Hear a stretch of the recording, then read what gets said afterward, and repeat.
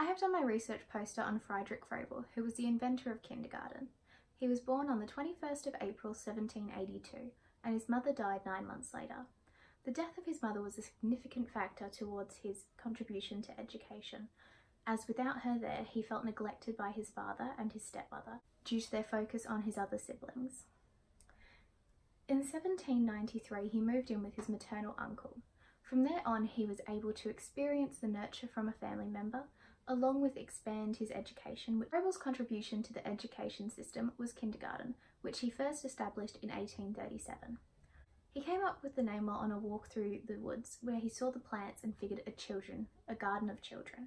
Froebel believed that young children needed to be nurtured and stimulated from a young age, which before him they weren't. Froebel believed that there didn't need to be a formal introduction to morals and characters, and that by allowing children to look after living things such as plants and animals, this would develop naturally. Along with kindergarten, Froebel also invented gifts, such as coloured soft balls, blocks, or anything that could be used to stimulate a child's mind, while also teaching them how to use the small muscles in their hands. There is little record as to how the historical and political climate of Froebel's time influenced his education practice, but instead has a focus on his own social climate.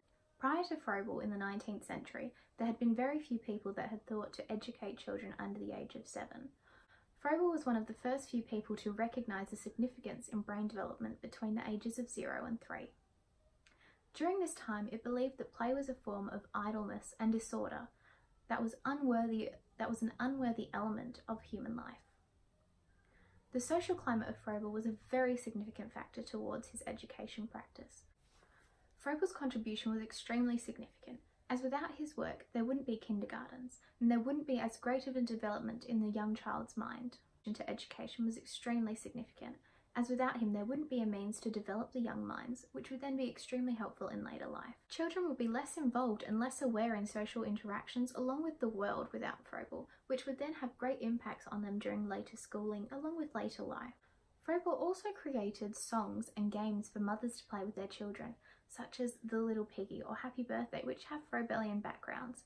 These were used to engage the child's mind.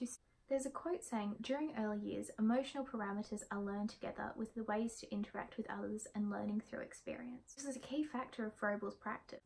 Froebel's contribution is still significant today as we use his gifts to help stimulate the minds of children. There also needs to be an increase in Froebelian beliefs throughout society as we are becoming a more consumeristic and technological world where children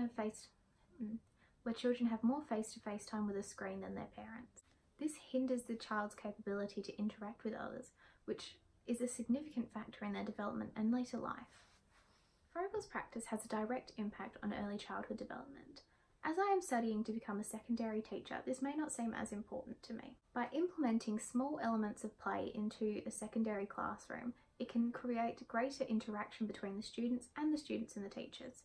This will help boost their confidence and participation. By implementing Froebelian beliefs into a secondary classroom, it can also help the creativity of students. This increase in creativity can allow for students to take different viewpoints along with understand and create different methods to help solve world problems. Thank you for listening.